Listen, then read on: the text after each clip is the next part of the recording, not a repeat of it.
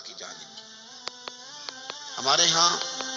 تسبیحات پڑھ لی جاتی ہیں اگر کبھی موقع ملے، لیکن وہ خاص انہماک، وہ خاص شوق، وہ خاص ذوق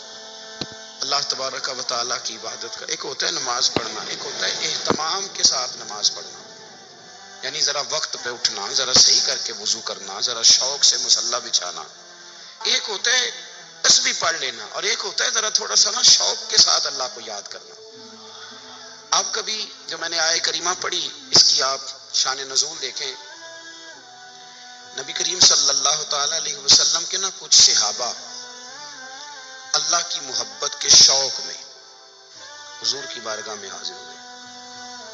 انہوں نے آ کے عرض پتہ کیا کیا؟ عرض کرنے لگے یا رسول اللہ صلی اللہ تعالی علیہ وسلم، سالوں بیت گئے ہیں سجدے کرتے ہوئے، حضور سالوں بیت گئے ہیں تسبیح پڑھتے ہوئے، سالوں بیت گئے کہتے ہوئے کہ سبحان اللہ وہ پاک ہے، ہمیں سالوں بیت گئے یہ کہتے ہوئے کہ اللہ اکبر وہی سب سے بڑا ہے، سالوں بیت گئے کہتے ہوئے کہ الحمدللہ ساری تعریفیں اللہ کے لیے، سالوں بیت گئے اس کی تسبیح کرتے، تحلیل کرتے، تکبیر کہتے۔ حضور اب نہ ہمارا اپنے رب سے ملنے کو جی چاہتا ہے، تبھی یہ حقیقت منتظر نظر آنا لباس مجاز میں، لاکھوں سجدے تڑپ رہے ہیں میری جبین نیاز میں، اور اقبال کہنے لگے کہ تیرے عشق کی انتہا چاہتا ہوں، تو میری سادگی دیکھ کیا چاہتا ہوں، میرا ذرا سا تو دل ہے مگر شوق اتنا، میں وہی لن ترانی سنا چاہتا ہوں۔ میرا بھی دل کرتا ہے کہ اللہ میں تجھے کہوں میں تجھے دیکھنا چاہتا ہوں، جس طرح حضرت موسیٰ کلیم علیہ السلام نے کہا تھا، اور تو مجھے کہے کہ لن ترانی تو نہیں دیکھ سکتا، ذرا سا تو دل ہے مگر شوق اتنا، میں بھی وہی لن ترانی سنا چاہتا ہوں۔ پھر کہنے لگے بھری بزم میں راز کی بات کہہ دی، بڑا بے ادب ہوں سزا چاہتا ہوں۔ دیکھو سب لوگوں کے بیچ ہی میں نے یہ کہہ دیا۔ میرے عزیز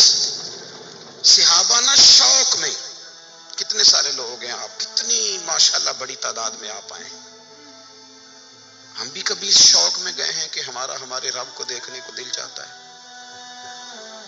ہمارا جی چاہے وہ کبھی ہمیں ملے۔ حضرت عبداللہ ابن عمر رضی اللہ تعالیٰ عنہ، حضرت عمر کے صاحبزادے، مکہ مکرمہ میں ان کی قبر ہے،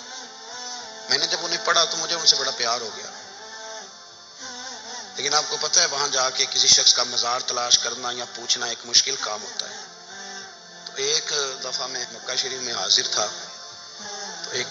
گاڑی والا ڈرائیور مجھے کہنے لگا کہ مولانا میں آپ کو جانتا ہوں، مجھے آپ سے محبت ہے، ایک بات بتاؤں آپ کو؟ میں نے کہا بتاؤ۔ کہنے لگے حضرت عبداللہ ابن عمر کی قبر دیکھنی ہے؟ میں نے کہا یہ تو نہیں کہہ رہا، یہ کسی نے بندوبست کرایا ہے، یہ اللہ نے تیرے دل میں بات ڈالی ہے، یہ ہو گیا تو لے چل مجھے۔ حضرت عبداللہ ابن عمر کو نبی پاک نے فرمایا راجل صالح، یہ نیک بندہ ہے، یہ متقی آدمی۔ حضرت عبداللہ ابن عمر رضی اللہ تعالیٰ عنہ سیدنا فاروق اعظم رضی اللہ تعالیٰ عنہ کے صاحبزادے ہیں، اور ان کی ہمشیرہ سیدہ حفصہ رضی اللہ تعالیٰ عنہ حضور کی زوجہ محترمہ ہے۔ ایک دن اپنی ہمشیرہ سے کہنے لگے کہ نبی کریم صلی اللہ تعالیٰ علیہ وسلم گھر میں آئے نا، اور اگر حضور غم امت میں پریشان نہ ہوں، طبیعت کو حشاش بشاش دیکھو، تو ذرا پوچھنا تو صحیح حضور کا میرے بارے میں کیا خیال ہے، پوچھنا تو صحیح کہ کریم کی بارگاہ میں میرا کیا مقام ہے، میرے بارے میں حضور کیا فرماتے ہیں۔ اب بہن کو کام بتائے، اور بتائے بھی بھائی، اور پھر بہن وہ کام نہ کرے، یہ تاریخ میں ہوتا نہیں۔ حضرت عمر فاروق رضی اللہ تعالیٰ عنہ کی صاحبزادی ام المومنین رضی اللہ تعالیٰ عنہ فرماتی ہیں کہ میں تو بس منتظر تھی، انہوں نے تو کہا تھا نا کہ اگر تم حشاش بشاش دیکھو تو بات کرنا، لیکن حضور تشریف لائے، میری باری تھی، میرے گھر تشریف لائے، کھانا پیش کیا، تو فوراً میں نے عرض کی حضور ایک بات پوچھنی تھی، تو حضور نے فرمایا پوچھئے۔ میں نے عرض کی حضور میرے بھائی عبداللہ ابن عمر کے بارے میں آپ کا کیا خیال ہے؟ نوجوانوں میری بات پہ غور کرنا، میرے بھائی کے بارے میں آپ کا کیا خیال ہے؟ تو نبی کریم صلی اللہ تعالیٰ علیہ وآلہ وسلم نے میری طرف دیکھا، اور پھر حضور زیر لب تھوڑا مسکرائے، اور بریلی کے امام کہتے ہیں کہ حضور مسکرا دیتے تھے نا تو جو بڑا دکھی ہوتا تھا وہ بھی ہنس پڑتا تھا۔ اب سوال پیدا ہوتا تھا کہ پھر تو اس مسکراہٹ کے لیے انتظار کرنا پڑتا ہوگا کئی مہینے کہ حضور مسکرائیں تو رونے والے ہنسیں، تو اعلیٰ حضرت فرماتے نہیں، انتظار نہیں کرنا پڑتا، یہ مسکراتے رہنا تو حضور کی عادت ہے، جس کی تسکین سے روتے ہوئے ہنس پڑے، اس تبسم کی عادت پہ لاکھوں سلام۔ یعنی یہ تو عادت ہے حضور کی مسکراتے رہنا، اس کے لیے انتظار نہیں کرنا پڑتا۔ بھائیو آپ خیال رکھیں گے، غور کریں گے، حضرت عبداللہ ابن عمر رضی اللہ تعالیٰ عنہ کے بارے میں پوچھا تو سیدہ فرماتی ہیں کہ نبی کریم صلی اللہ تعالیٰ علیہ وسلم نہ زیر لب مسکرائے اور فرمائے حفصہ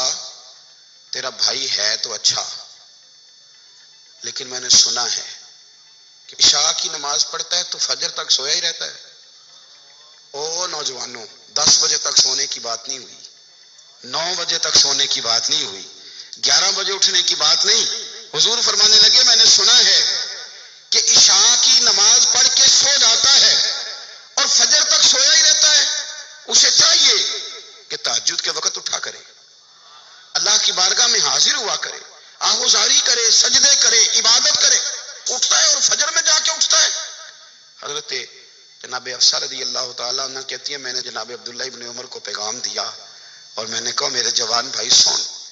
نبی پاک نے فرمایا ہے تو اچھا پر تہجد میں نہیں اٹھتا، نفل نہیں پڑھتا۔ او میری ملت کے جوانوں، مزہ نہیں آ جاتا جب ساری دنیا سوئی ہو، ساری دنیا، اور بستر بھی گرم ہو اور نیند بھی پورا غلبہ کر رہی ہو، اور اچانک گھنٹی بجے دماغ میں،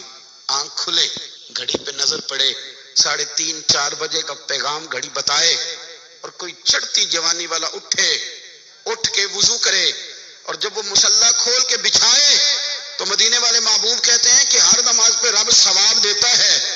اور جو اٹھ کے تہجد کی نماز پڑھے اسے دیکھ کے تو رب مسکراتا ہے، جو اس کی شان کے لائق ہے، جو اس کی شان کے لائق، وہ مسکراتا ہے، خوش ہوتا ہے کہ میرا بندہ تہجد میں اٹھ گیا، وہ مسکراتا ہے۔ کاش ہماری صبحیں کبھی اپنے مالک کے نام ہو جائیں۔